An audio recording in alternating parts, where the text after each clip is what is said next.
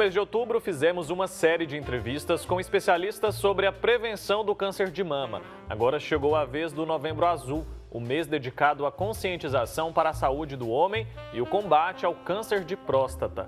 Vamos entender a importância da campanha e dos cuidados para a prevenção da doença com o diretor-presidente da Sociedade Brasileira de Urologia, Seção Goiás, Paulo Eduardo Nunes Goulart. Bom dia, doutor Paulo, seja muito bem-vindo. Bom dia a todos, muito obrigado pela oportunidade, em nome da Sociedade Brasileira de Urologia, de falar de um assunto tão importante. Doutor, por que é tão importante a gente falar sobre a campanha Novembro Azul? Por que essa campanha é tão essencial? Falta ainda no homem informação a respeito da saúde, a respeito do câncer de próstata principalmente? Porque apesar de todo mundo falar sobre essa história há muitos anos, né, os homens ainda têm uma resistência muito grande, né, tem um sério preconceito em fazer o exame de próstata, né, um exame que identifica a doença em fases iniciais e a gente pode conseguir uma cura de forma muito mais simples, né? Então a importância é o diagnóstico precoce, né, essa orientação e o chamamento, né, dos homens aos consultórios dos urologistas para que se faça essa identificação em momentos iniciais. Doutor Paulo, muito bom dia para o senhor. Obrigada pela participação aqui com a gente. Vamos tirar muitas dúvidas aí sobre esse assunto tão importante. A incidência do câncer de próstata, ela tem aumentado, apesar dessas campanhas, todos os anos a gente vem falando bastante, né? Essa incidência vem aumentando, doutor? Qual o motivo? Na verdade, tem dois aspectos. O primeiro aspecto ele é positivo, que é aquele que a gente tem feito mais diagnóstico, né? Antigamente as pessoas morriam de câncer de próstata sem saber que tinham câncer de próstata. Então, com o avanço da medicina, com a popularização, né, dos exames, isso começa a aumentar o índice por esse aspecto.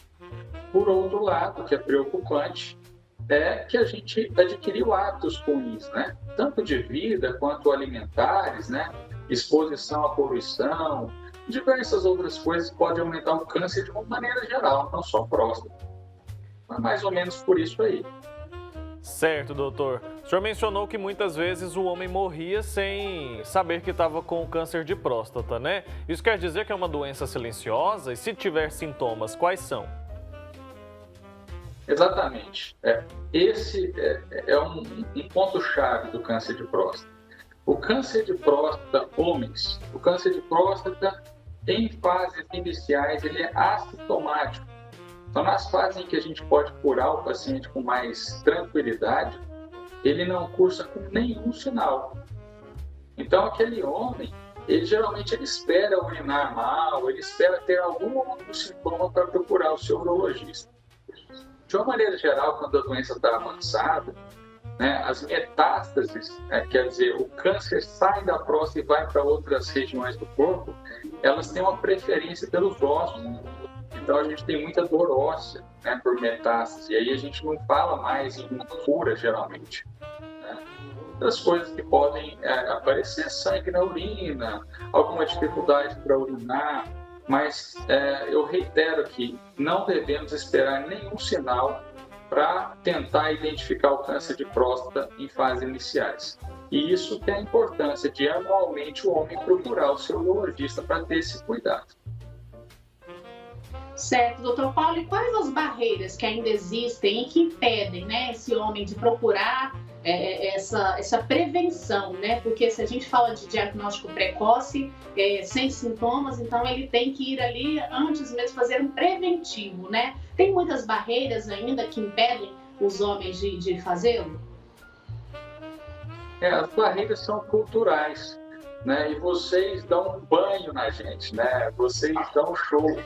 Vocês, mulheres, procuram sempre o médico anualmente. E o homem, pelo machismo e achar que ele pode tudo, esse homem geralmente ele não vai ao urologista. Ele fica anos e anos e anos sem procurar qualquer médico, né? Sem procurar o seu cardiologista, sem procurar o seu urologista. especialidades outras, né? Mas muito importante que façam. Né? A outra questão é o receio do exame de toque, né? A pessoa tem aí culturalmente esse bloqueio, né? Os homens geralmente fazem brincadeira com essa história, né? Essa história é até saudável você brincar e tudo mais, mas na hora de falar sério, a gente precisa fazer o exame, né? Uma coisa é você brincar com seu amigo, a outra coisa é você deixar que não só a sua vida, né, se complique, mas deixar que a sua família perca alguém muito importante. Então, essa questão do machismo, né, da resistência e do ato do homem de não procurar médico, essa é a grande barreira nessa questão. Certo, doutor. No caso das mulheres, é indicado ali a mamografia a partir dos 40 anos, a partir de uma certa idade. No caso dos homens, essa ida ao urologista, ela tem que acontecer a partir de quando? Ótima pergunta. Antigamente, e até um fator de confusão, antigamente o homem fazia 40 anos e ia ao urologista. Diversos estudos mostraram que isso não é o ideal. Então, a Sociedade Brasileira de Urologia, ela recomenda hoje que a população como um todo, ela procure o seu urologista com essa finalidade a partir dos 50 anos, exceto em 3 grupos. Existem 3 grupos onde a gente tem que ter um pouco mais de cuidado e esse homem procurar a partir dos 45, que são os negros, os obesos, e principalmente os filhos ou irmãos de quem teve câncer de próstata. Então, de uma maneira geral, é 50 anos, exceto para esses 3 grupos, que é 45. Certo, doutor. Falando desses exames preventivos, né? O senhor citou o exame de toque, tem outros exames também. Como é que esses exames eles são orientados e indicados para esses pacientes? Sim, basicamente, o homem deve fazer um exame que chama PSA, que é um exame de sangue, e o exame de toque. Por que a gente fala e não fala ou? Né? O PSA, que é o exame de sangue, ele tem uma falha de 20%. Então, a cada 5 exames, um pode ser um exame falso normal. E muitas pessoas podem passar batido o câncer de próstata, deixar de fazer o diagnóstico numa fase inicial, quando ele cai nesses 20%. Então, existem esses cânceres que vão somente ser detectados ao exame de toque, daí a grande importância. O contrário também é verdade. Tem gente que fala assim, eu ouvi falar que o exame de toque é importante, vai ao urologista, faz o exame de toque, mas não faz o PSA. O exame de toque, ele não consegue atingir a próstata 100% inteira. Então, pode existir alguma área da próstata onde o médico não consegue notar o nódulo, que é o câncer de próstata. Então, daí a importância de somar esses 2 exames para que a gente cerque o paciente de segurança. Certo. E quais são os fatores de risco para o desenvolvimento do câncer de próstata? Pois essa é uma coisa que é por isso que a gente começa aos 45 anos. Quem teve o pai ou o irmão com câncer de próstata aumenta. Os negros geneticamente têm uma predisposição.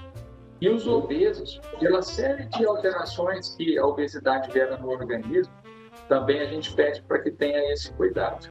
Mas, de uma maneira geral, é uma doença que é difícil a gente falar assim, olha, tal coisa foi o fator predisponente para causar o câncer de próstata. Certo, doutor Paulo, e fala pra gente sobre os tratamentos, né? A princípio, o tratamento aí com o diagnóstico precoce e depois também de esse câncer descoberto mais tardiamente. Qual a principal diferença e qual a grande importância, né, de ter esse diagnóstico precoce para a possibilidade de cura?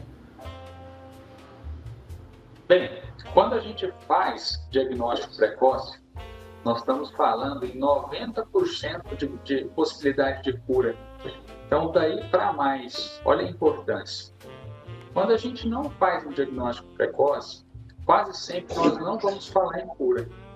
Então, os tratamentos, eles se dividem da seguinte maneira. Um indivíduo que ele pega o câncer precocemente, ele tem a possibilidade de retirar esse câncer integralmente, porque ele ainda não saiu da próstata. Então, se eu retiro a próstata através de uma cirurgia, eu posso curar o paciente. Esse é o fator principal, é o tratamento principal que a gente costuma dar preferência. Mas existem também situações como uma radioterapia, que também pode curar o paciente em fases iniciais. A escolha desses tratamentos, aí a gente vai colocar muito bem para o paciente os riscos, os benefícios, a possibilidade de uma pessoa muito idosa, que não tem uma capacidade de suportar uma cirurgia, a gente vai dar preferência para uma radioterapia. Mas, enfim, é muito mais fácil tratar cirurgicamente ou na radioterapia em fases iniciais. Por outro lado, quando a gente identifica a doença já em fases mais avançadas, a gente não tem nem a capacidade de retirar essa próstata cirurgicamente, nem que o paciente queira, porque a próstata, ela se adere aos órgãos vizinhos. Então, ela gruda no intestino, na bexiga, enfim, começa a sair para os ossos. Então, é um negócio que fica inoperável. Então, a gente pode até fazer uma radioterapia, por exemplo, que é possível, mas aí a gente já parte para outras medicações. Existem hoje medicações, né, que podem ser feitas tanto via oral quanto endovenosas, por exemplo, que podem ajudar no controle da doença, mas aí a gente não fala mais em cura. Então, daí a importância do diagnóstico precoce. É fundamental, né, doutor? A questão da obesidade está relacionada ao câncer de próstata ou não? Sim, a obesidade é um dos fatores e é por isso que a gente pede para fazer a partir dos 45 anos. A obesidade é uma coisa quase pandêmica, né? Tem tanto falado em pandemia aí, mas nos países desenvolvidos, países em desenvolvimento, a gente cada vez mais vê a obesidade. A obesidade ela não atrapalha só em termos de câncer de próstata é um deles, mas como um todo, né? É algo realmente que a gente precisa combater fortemente. Doutor Paulo, o senhor fala, né, aos 45 anos começar esse preventivo ou aos 50. O que acontece? É pelo envelhecimento mesmo que a doença ela vai se desenvolver? Claro que existem os casos de predisposição, como o senhor já explicou, mas tem uma idade em que esse câncer de próstata ele aparece com maior frequência? Sim, o câncer de próstata ele pode aparecer em qualquer idade. Mas a gente ter um câncer de próstata abaixo dessas idades, né, de 50 no geral e 45 para aqueles 3 grupos, é um evento raro. Então, a gente fala para o paciente, não fica com a cabeça tão ruim assim, porque tem gente que quer fazer o exame muito cedo, né? A pessoa tem medo e quer fazer o exame muito cedo. E essa pessoa a gente vê que a cabeça não fica tão boa, né? Ela começa a ficar com medo de tudo, né? Então, respondendo a sua pergunta da idade mais comum, na década assim, de 60, 65 anos é onde a gente mais vê os cânceres de próstata, né? Mas existe também um estudo muito interessante que fala que se todos os homens vivessem até os 100 anos, todos os homens teriam algum foco de câncer de próstata. Não necessariamente esse câncer mataria a pessoa.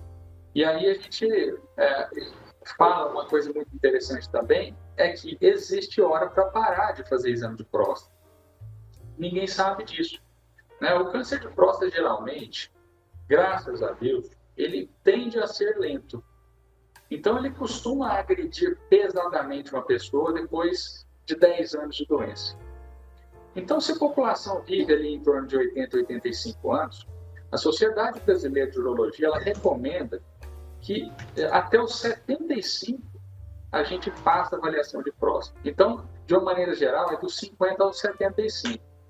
A única coisa que a gente sabe, é duro falar isso, mas a única coisa que a gente sabe é que a gente vai morrer um dia. Então, se a população em geral vive em torno dos 85, é por isso que a gente pede para fazer até os 75. Porque não faz nenhum sentido a gente fazer um diagnóstico de câncer de próstata uma pessoa com 80, 83 anos que iria morrer de outra coisa, sem saber que tinha câncer de próstata, e a gente fazer um diagnóstico de câncer de próstata nessa idade avançada, a única coisa que a gente vai conseguir é colocar na cabeça desse senhor que ele tem câncer e acabar de matar ele mais rápido. Então, eu acho que fazer diagnóstico na hora errada é muito ruim. Então, existe uma hora de parar. Agora, tem uma exceção. Às vezes, tem pessoas que são muito bem cuidadas, muito inteiras. Né? Você olha para a pessoa e fala assim, nossa, ela tem 75, mas parece que vai viver muito mais de 10 anos. Esse indivíduo precisa sim fazer exame de próstata. Então, é sempre muito individualizado. A gente tem que conversar com o paciente e ter o bom senso de saber a hora de começar, a hora de parar. Mas ali em torno dos 65, geralmente é o pico da incidência. Certo, doutor. É uma doença silenciosa, então, uma doença que agride os homens. Dá para a gente pensar de que maneira as pessoas podem fazer para evitar? Existem práticas que a gente pode fazer aí, desde jovens, para evitar que a doença surja? Infelizmente, não.